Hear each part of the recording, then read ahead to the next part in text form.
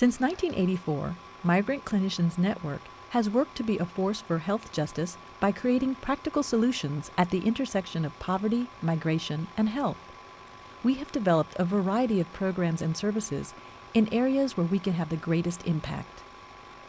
In 1994, we began our first family violence prevention initiative after hearing from clinicians that they felt ill-prepared and unsure of how to respond to the special needs of women who were suffering sexual and intimate partner violence. MCN responded to the clinicians by developing culturally appropriate domestic violence tools to help with screening migrant women. MCN then worked directly with women in migrant communities to educate them on domestic and family violence prevention.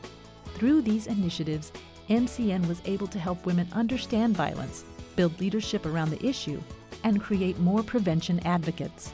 As a result of these discussions with women, we realized that men had a role in the work in order to end violence. Around that time in 2005, the Centers for Disease Control and Prevention sought proposals for projects under an announcement titled Preventing Sexual and Intimate Partner Violence Within Racial Ethnic Minority Communities. MCN applied and received funding. With this support, MCN was able to focus on a violence prevention initiative on Latino migrant men. This was called Hombres Unidos Contra la Violencia Familiar, which translates to Men United Against Family Violence. The Hombres Unidos Contra la Violencia Familiar initiative was a comprehensive 5-year project. We established a 5-member panel of experts in the field of sexual and intimate partner violence, known as the Hombres Unidos Leadership Consortium. MCN and these expert members then engaged in a 2-year process that included a review of sexual and intimate partner violence literature, assessment of knowledge, attitudes, beliefs, and behaviors among migrant men, and curriculum design and development.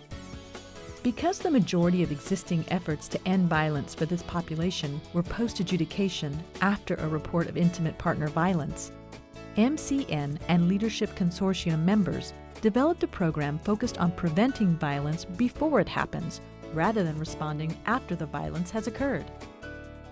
Immediately following the workshop development, MCN guided a facilitator training for male promotores from 3 partnering organizations. Promotores are community outreach workers, active in their communities and also considered peers. This training consisted of facilitation techniques, education on specific themes related to sexual and intimate partner violence, and training on how to implement the 5-session curriculum. MCN chose these partnering organizations based on their experience in health education, use of male promotores, and their ability to do health outreach to Latino migrant men. We implemented the project over a 3-year period at these sites located in Pennsylvania, Florida, and Illinois. Using evaluation tools created by MCN and the Leadership Consortium, MCN was able to receive valuable feedback regarding the curriculum content and effectiveness, and to address and correct issues that arose. We implemented the program at a 4th site in Arizona during the project's final year.